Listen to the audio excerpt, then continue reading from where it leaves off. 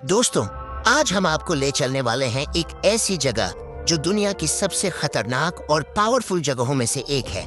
एक offshore oil platform जहां से निकलता है वो काला सोना जो पूरी दुनिया की इकोनॉमी चलाता है। सोचो एक पल के लिए, आपकी गाड़ी का पेट्रोल, आपके घर की गैस, आपके मोबाइल का प्लास्टिक, सब कुछ शुरू होता है यहाँ से। लेकिन क्या आपने कभी सोचा है कि ये तेल जमीन के नीचे से निकल के आपके हाथ तक कैसे पहुँचता है? वो प्रोसेस इतना कॉम्प्लेक्स है, इतना डेंजरस है और इतना अमेजिंग है कि देखकर आपकी आंखें खुली की खुली रह जाएंगी। आज की इस वीडियो में हम स्टेप बाय स्टेप देखेंगे कि एक ऑफशोर प्लेटफॉर्म पे क्रूड ऑयल कैसे एक्सट्रैक्ट होता है, कैसे स्टोर होता है और कैसे एक जायंट टैंकर शिप में लोड होता है। ये प्रोसेस एक इंजीनियरिंग का मास्टरपीस है जिसमें हजारों वर्कर्स, माइल्स लंबी पाइपलाइंस और बिलियंस का इक्विपमेंट काम करता है। तो अगर आपको इंजीनियरिंग पसंद है, टेक्नोलॉजी अच्छी लगती है या बस आप कुछ नया सीखना चाहते हैं, तो यह वीडियो आपके लिए ही बनी है। चैनल को सब्सक्राइब जरूर करें क्योंकि ऐसी रेयर वीडियोस सिर्फ यहाँ मिलती हैं। चलते हैं, शुरू करते हैं इस इनक्रेडिबल जर्नी को। जिम टीवी में आपका स्वागत है।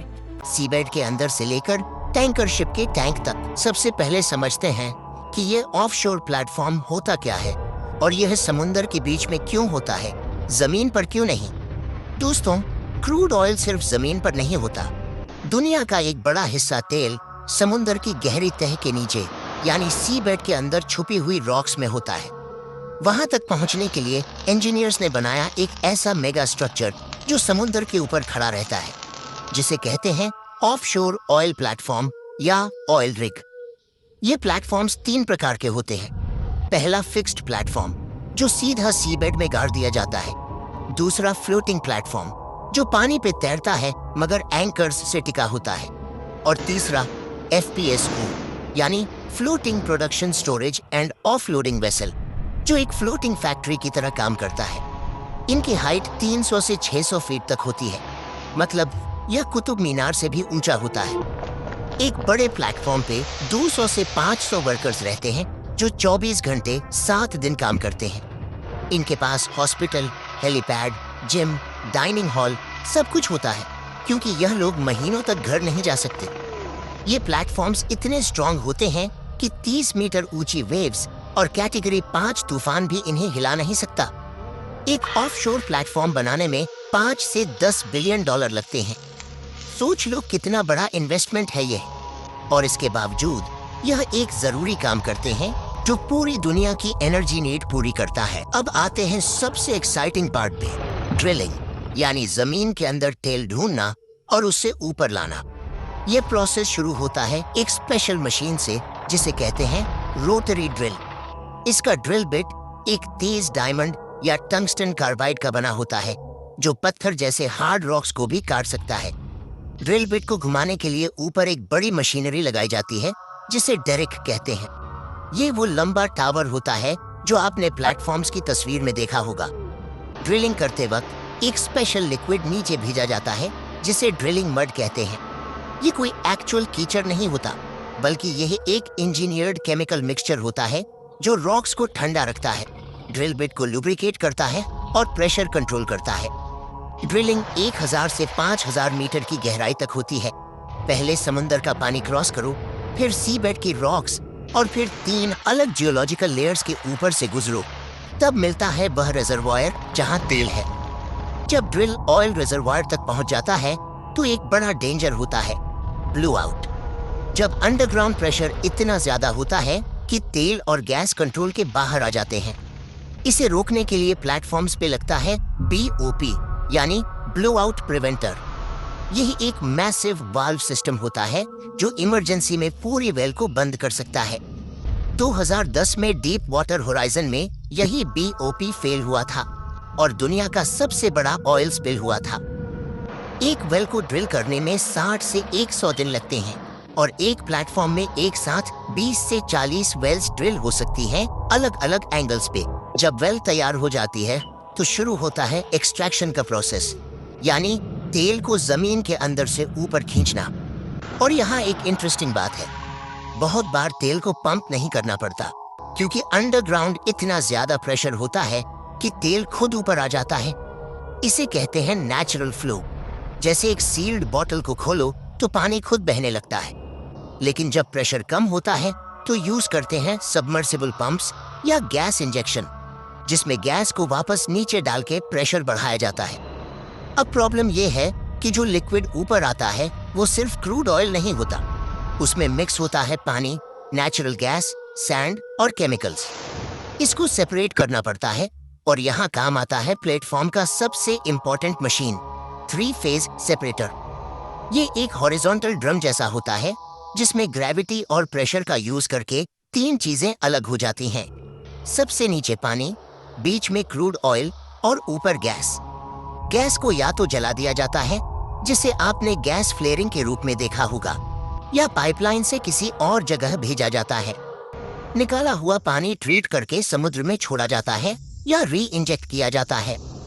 क्रूड ऑयल आगे बढ़ता है फर्दर प्रोसेसिंग के लिए, जहां उसे फिल्टर करके, टेस्ट करके और टेम्परेचर कंट्रोल करके स्टोरेज टैंक्स में भेजा जाता है। एक मीडियम साइज प्लेटफॉर्म एक दिन में 50,000 से 2 lakh barrels crude oil produce कर सकता है। अब क्रूड ऑयल एक्सट्रैक्ट और सेपरेट हो गया। अब सवाल यह है कि इसे कहाँ रखा जाए जब तक टैंकर शिप आए। यहाँ काम आता है FPSO, floating production storage and offloading. ये एक शिप जैसी बड़ी वेसल होती है जो प्लेटफॉर्म के पास एंकर्ड रहती है और एक फ्लोटिंग वेयरहाउस की तरह काम करती है।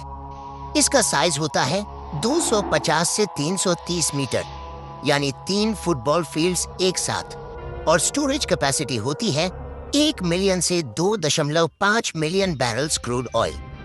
अंदर टेम्परेचर कंट्रोल टैंक्स होते हैं, क्योंकि क्रूड ऑयल ठंडा होने पे थिक हो जाता है और पंप करना मुश्किल हो जाता है।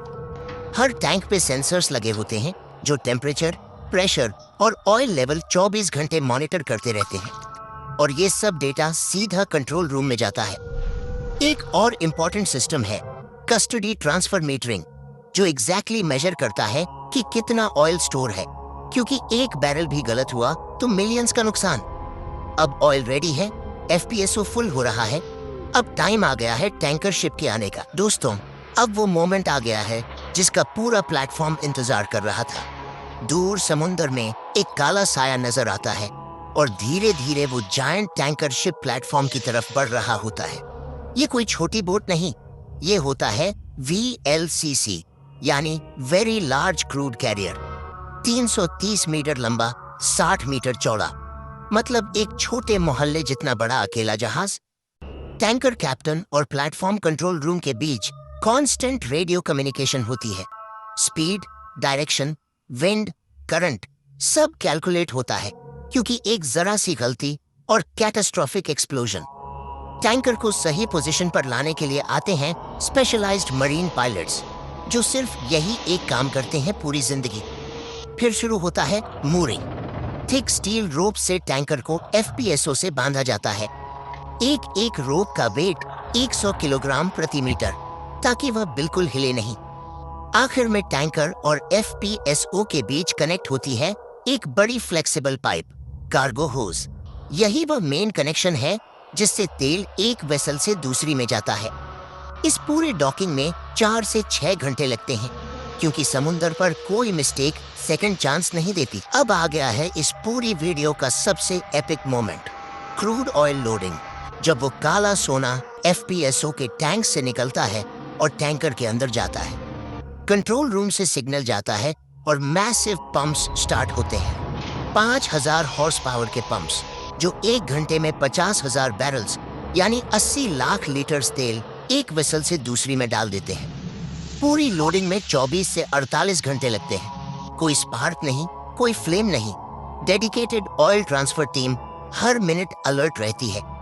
जब सारे टैंक्स फुल हो जाते हैं, हर एक लीटर का हिसाब होता है और डॉक्यूमेंट्स साइन होते हैं जो बिलियंस डॉलर्स का ट्रांजैक्शन कंप्लीट करते हैं। फिर मूरिंग लाइंस खुलती हैं और वो जायंट टैंकर धीरे धीरे होराइजन की तरफ बढ़ जाता है, भारी, तेल से लदा, दुनिया की जरूरत लेकर।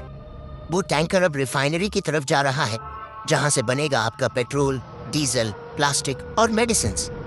तो दोस्तों, अगली बार पेट्रोल पंप पे एक पल रुक के सोचना उन हजारों वर्कर्स के बारे में जो समुंदर के बीच रात दिन काम करते हैं ताकि आपकी दुनिया चलती रहे। अगर आप डेली लाइफ में क्रूड ऑयल से बनी चीजें यूज करते हैं तो कमेंट में लिखें क्रूड ऑयल। अगर वीडियो पसंद आए तो लाइक, शेयर और सब्सक्राइब जरूर करें। मिलते हैं अगली वीडियो में।